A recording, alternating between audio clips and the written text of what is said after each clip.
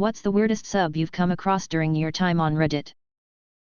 The Lego Yoda sub that got banned was hilariously bizarre. All these memes creating a degenerate character out of Lego Yoda, mostly centering around him being a racist asshole addicted to ketamine. All the memes used Yoda grammar. Here is a link to the Imgur album. It contains the mega threads for the first 2 Trumans. The Truman Show subreddit. It's been dead for years, but beforehand, around 2013, it was a private sub where we all picked a single Reddit user to be the Truman to then follow around Reddit and mess with. One got gaslighted after joining a fake sub for a band they enjoyed. Almost every other subscriber, they boosted it to around 50,000 subs, was in on it, and shit just got weird. Everyone talked about a song from the band they loved that didn't exist, and the Truman was confused. They even faked an AMA with the band where the band kept fighting with the Truman over the fake song. The Truman reveals that he might get a tattoo of the subreddit sidebar image, which scares us all considering that we've been subtly fading Jim Carrey's face into the over the previous weeks. This is one of my favorite quotes from a post on that subreddit. Then they made him believe a Korean shipbuilding company sponsored the sub. I made a post about this months ago. /r/parasnailing/ Snails that parachute in aquariums. Apparently that's a thing snails like to do. Almost 20k subscribers.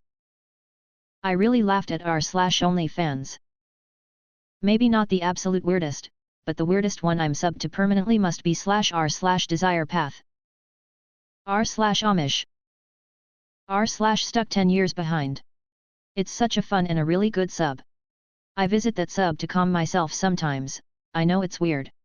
It's like entering a time portal when you visit there. r/Have we met, just a load of people pretending they know each other and are from the same town, which isn't real. The sub that photoshops buttholes out of porn. I mean, I get it, but I don't understand why I get it. There is this sub that you get added to randomly. You have to post or comment once a week or else you are kicked from the sub. Next to your name is your rank on how long you have been in the sub. It's easy to go up in rank because most people will comment what is this sub about?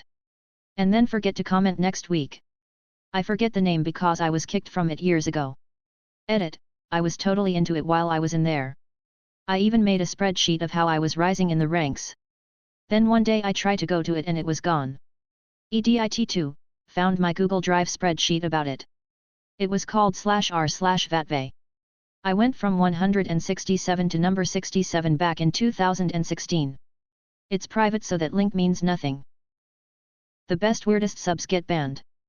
But, working your way up through the series can be fun sometimes. So on and so forth. There was a subreddit with pictures of grandmothers baking cookies, but everything was titled like a gilf porn. Unfortunately I forgot the name. NSFW, currently. Not to be confused with dick pictures. A subreddit for pictures of dicks, a small species of antelope.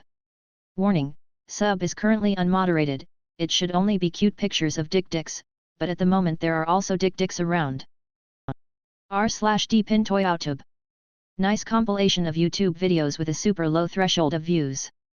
Results in some weird, funny, and ridiculous stuff.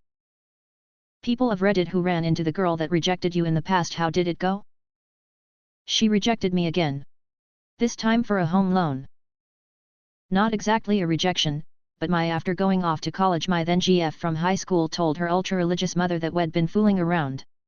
Her mother had her break up with me and confessed to their entire church what she'd been doing with me. A few years ago I heard from a friend in my hometown and he told me that my ex-GF had never done anything after that. She went to college, but it was a local school and she never moved out of her mom's house. She never got a job in her field and still, 20 years later, has the same job she had in high school, not just the same employer, the same position. She never even dated again after her mom broke us up. It's like she's been stuck in stasis since that time. Not really rejected but dumped and re-met repeatedly. I met a girl in a bar and told her a big tale about how I was hitchhiking around Scotland tomorrow in an attempt to seem like I had some kind of personality and dynamism. It worked and we spent the night together, and during that drunken wild night she decided to accompany me the next day as I went hitchhiking, for a week, around Scotland. So I did what any horny 19-year-old would do, I agreed we should totally do it. 2 strangers drunkenly sharing a one-man tent, sleeping in laybys and on traffic roundabouts. Of course it was a fucking total disaster. Too many ridiculous stories to tell. But 4 days later she'd had enough and rode off across a loch with a handsome ex-forces guy to visit an island. A euphemism. I went to a bar and when I woke up her stuff was gone from the tent. I didn't see her again until 15 years later. I bought a house. The neighbor opposite with 3 kids, lawyer husband, badly parked Jaguar blocking the road, it's her. That first day, in 1 second we locked eyes and knew we had to handle this like adults. So, for the next 10 years we avoided ever speaking or acknowledging each other's existence. Luckily 3 years ago we resolved awkwardness as she took the gracious option of moving house.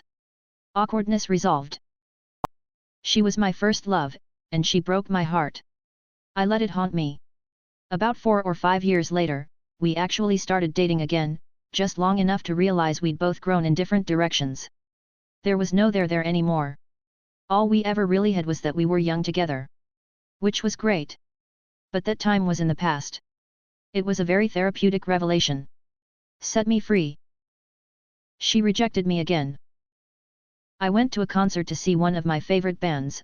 A girl noticed a tattoo I had on my side and showed me a similar one that she had. We talked a bit in between bands until I asked for her number to try to talk to her some. She said no, she wasn't cool with that, and I said alright, no worries, and enjoyed the rest of the concert. Few months pass by and the band rolls around again, and there she is again. Didn't try asking again because she already said no once before. We see tattoos, hug and how each other are doing and make small conversations. Enjoy the concert and go our separate ways. Few months pass by again and the band comes through. See her again, except this time we know each other without having to compare tattoos. We enjoy the show and as we're leaving I notice she's basically trapped between 2 guys. She sees me and yells, "Hey, I've been looking for you." Ready to head back to the Airbnb. So I said, "I've been trying to find you too." "Yeah, I'm good to go." Walked her the few blocks back to where she was staying. We had a nice chat during the walk, and asked if she needs anything before I left since I had a good drive back home. And that was it. We talk at the occasional shows we see each other at and on IG from time to time, but I'm glad she felt comfortable enough knowing that she could trust me to make sure she was safe. I met this woman near Christmas of 1999 or 2000, had a wonderful night of chatting, dancing, just a perfect night. I live near her so I drop her off in the taxi. She said she was leaving shortly for Australia so wasn't looking for anything major, but to give her a call later in the week and we'd go do something. She never responded. It was a wonderful night though, and something I always fondly remembered. Fast forward to 2019, I meet this woman on Tinder, we have a great brunch and end it with a hug and a kiss. Start seeing each other regularly. After a couple of weeks I drop her off at her mum's house, looks so familiar, it's the same house I dropped that woman off 19 years ago. This woman I'm dating is that woman, who doesn't remember it, doesn't remember me at all. Such a wonderful insight into how there's 2 sides to every tale. We didn't last long as a couple, but it was really interesting to be able to cross off one of those that got away. Went on a Tinder date with a girl who had just moved to the city. Date went alright, no major sparks or anything, but seeing as though she was new to the city I offered to meet up again, which she initially seemed interested in. A couple weeks later we planned to meet up but at the last minute cancelled, saying that she was all itchy and thinks she might have the chicken pox. I thought it was a bit strange, a 25-year-old getting chicken pox, but who am I to judge? I told her not to worry, and message me when she's feeling better to reschedule. Now with no date and a free Friday evening I hit up a few friends who are meeting up at one of their apartments for drinks and board games.